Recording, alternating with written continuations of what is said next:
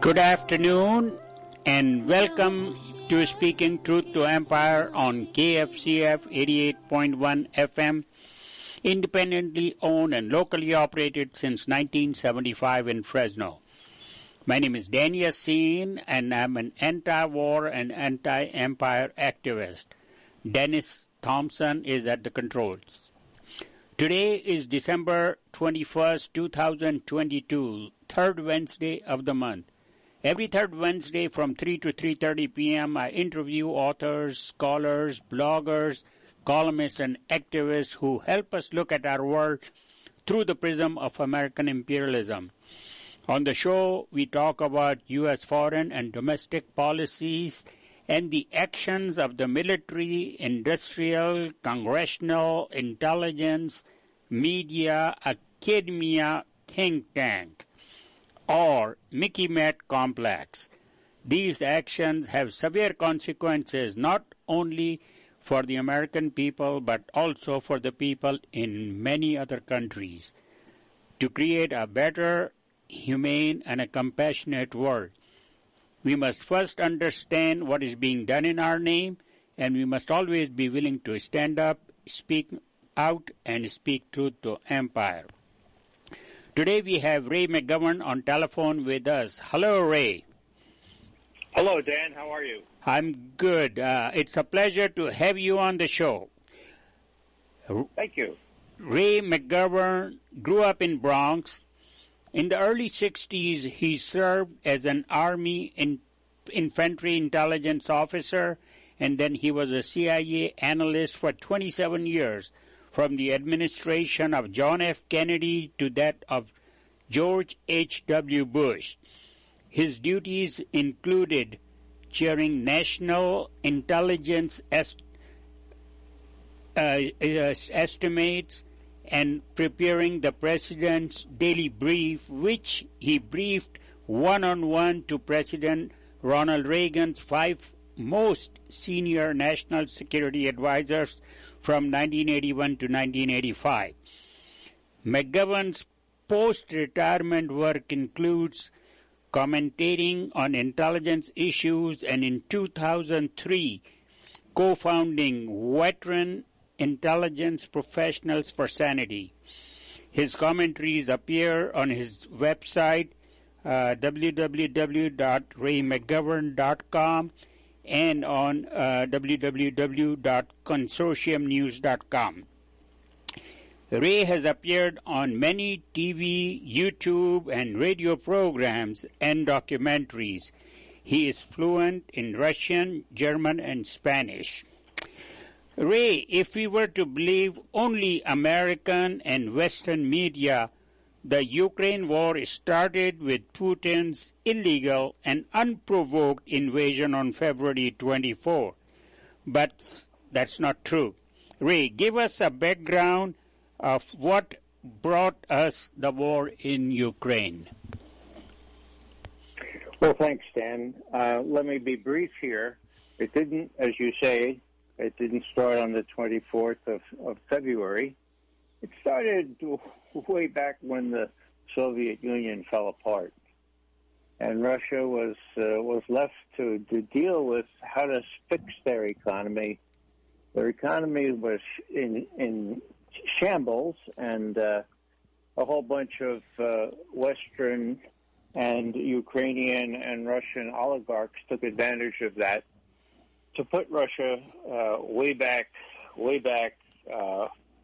in economic disarray. Now, just so people understand this, when the oligarch, so-called, his name was Boris Yeltsin, he came to power in the wake of this revolution, really, when the Soviet Union fell. He was made into a tool of people who pretty much took over the Russian economy. And I think the best symptom of how to explain what happened to the Russians is that between 1991 and 1995, the average, what do you call it, age of expectancy to live for Russian men went down from 63 to 57. Life expectancy, I guess you'd call it. 63 years old in 1991, 57 in just 4 years later. That's just one symptom. It was in disarray. Well, Putin came in 1990, in 2000, and put things in better order. Now, there had been a promise made when the Soviet Union fell apart that NATO would not move 1 inch toward the east. That was violated by President Bill Clinton.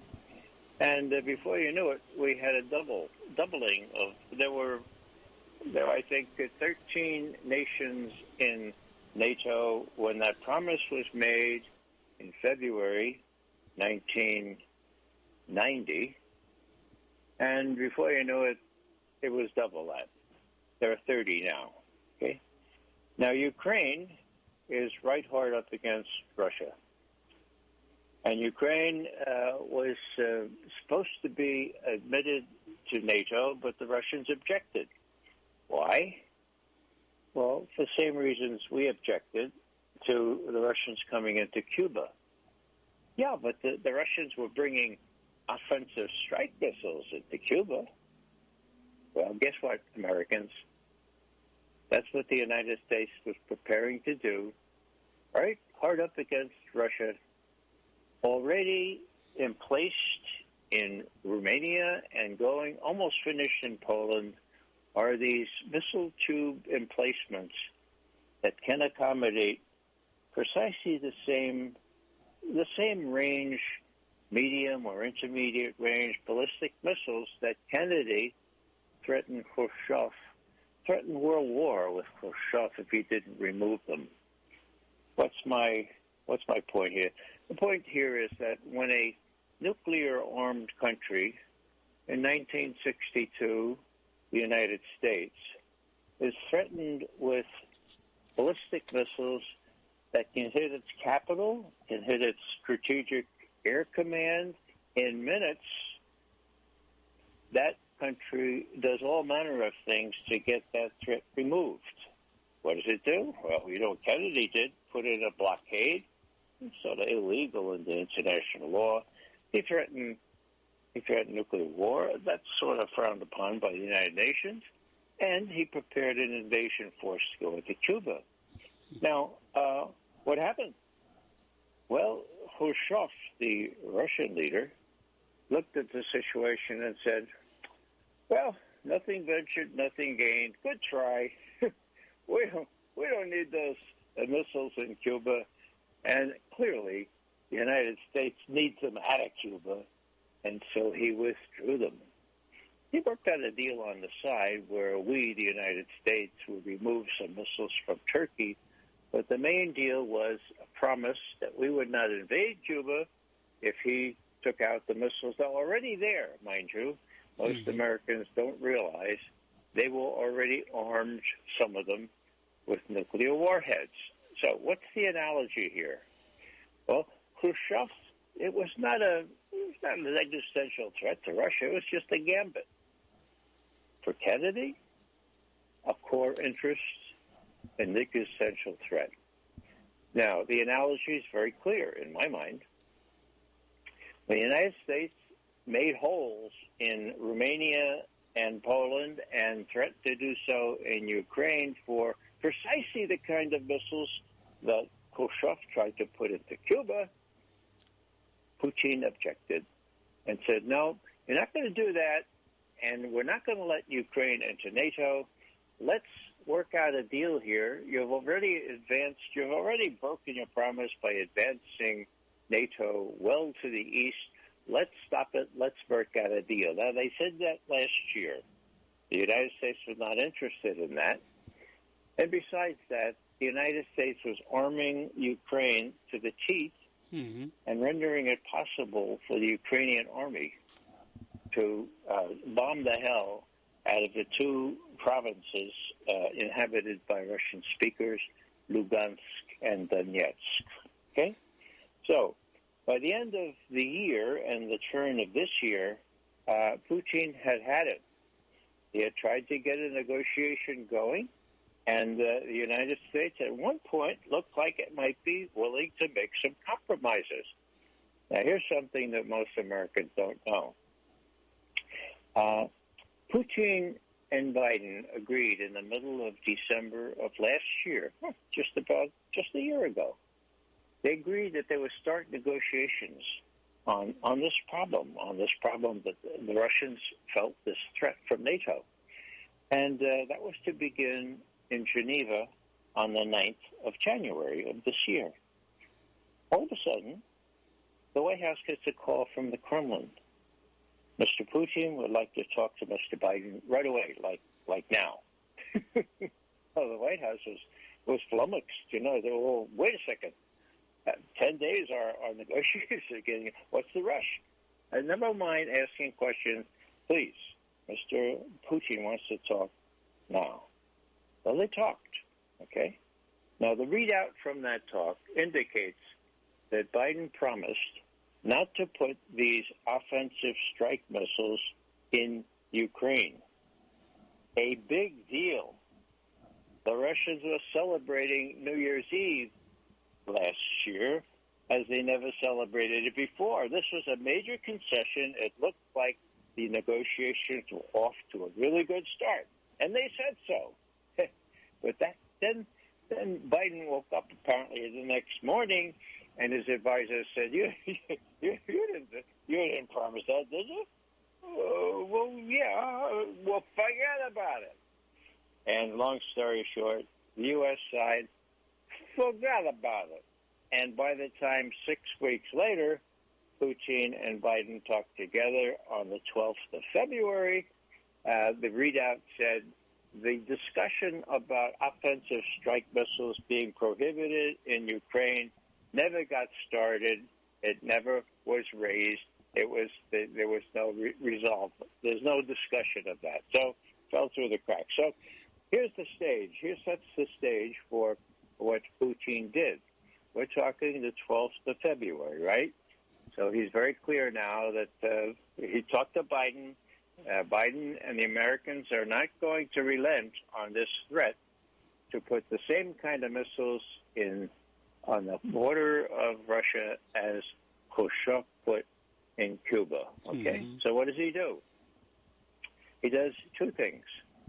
He tells his military, it looks like we might have to clean out the Donbass.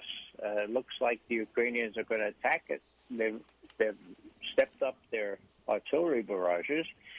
And then he tells the Chinese president, Xi Jinping, look, best friend Xi, I say best friend because that's what Xi himself called Putin about 5 years ago. Best friend Xi, it looks like we might have to invade Ukraine.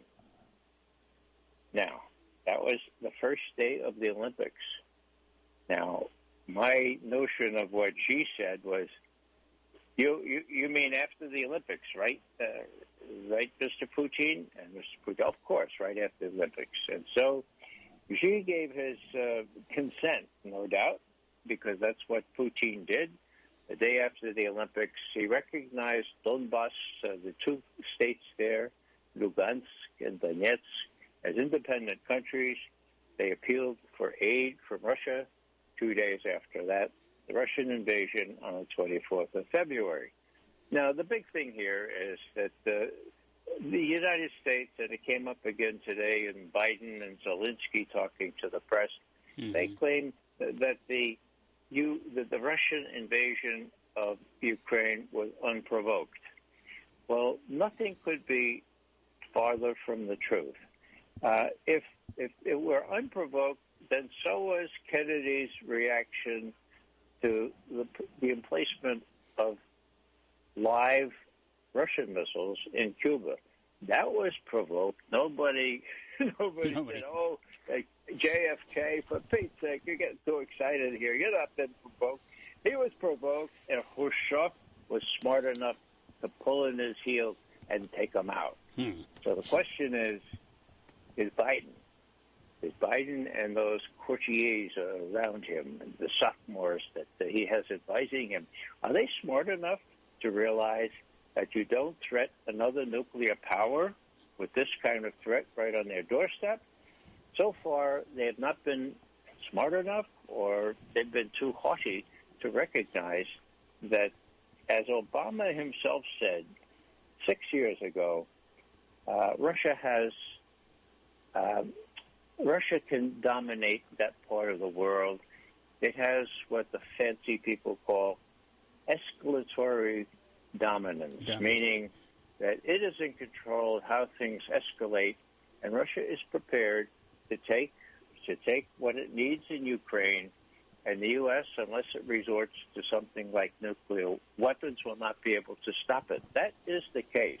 And why the people advising Biden said it's told him to have Zelensky come here today and pledge him still more billions of dollars so that he can meet the Russian threat. It will all be wasted, in my view. It's also very dangerous. One last thing here has to do with domestic politics. I think the timing speaks for itself. The Democrats are going to lose the House. Oh, they have lost the House, right? They have lost. So, so when Pelosi and her crowd lose power, they want to go out with a flourish. They want to say, we gave Zelensky everything he asked for, and we were prepared to go for as long as it takes, as Biden keeps saying. Well, guess what? When the Republicans take over, they're going to have to deal with as long as it takes. And it's going to take a very, very long time unless they come to terms with the Russians. The Russians are willing. They're willing to negotiate, but the Americans are not.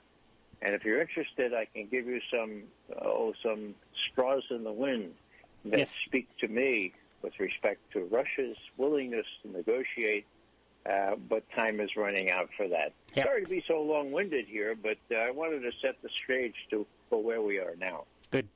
You're listening to Speaking Truth to Empire on KFCF 88.1 FM, independently owned and locally operated since 1975 in Fresno. We are speaking with columnist and peace activist Ray McGovern.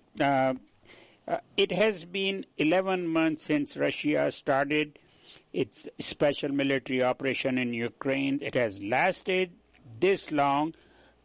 You had mentioned this because of the U.S. and EU financial as well as military and logistical support. This U.S.-EU goal is to weaken Russia and do a regime change in Moscow. I don't know how realistic is that. Give us your take on current situation and where are we headed? Well, we're headed for protracted warfare.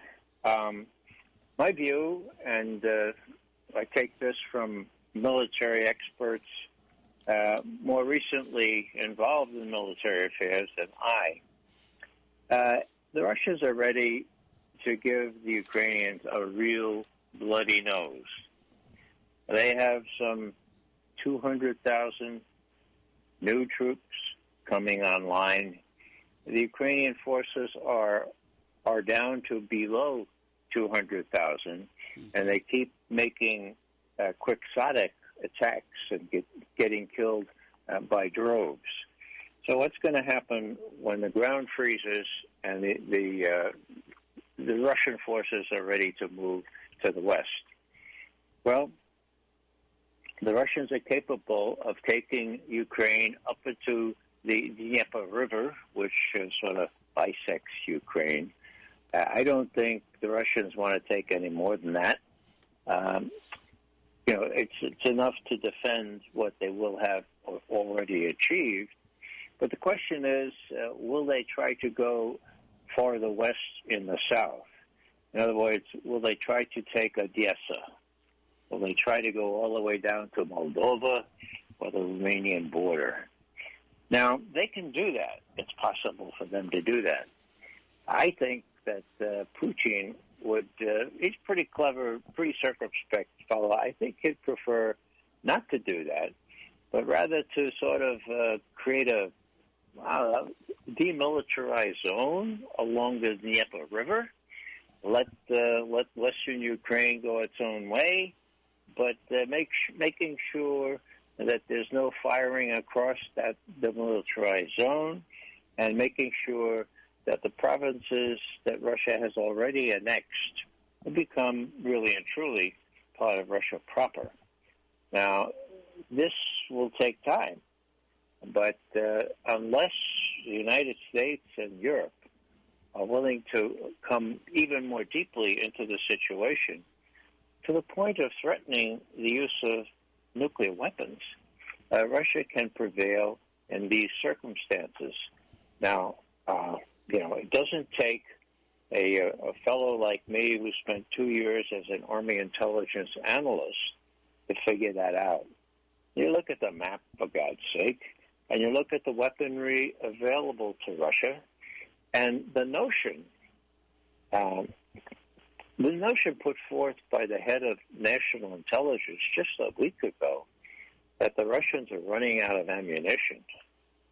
I mean, I don't know where she gets her information, maybe from Fox News or something like that, but that's not right at all. It's the U.S., it's NATO that's running out of ammunition. And all these things that are promised today by Biden are going to take a long time if they ever get to the Ukraine.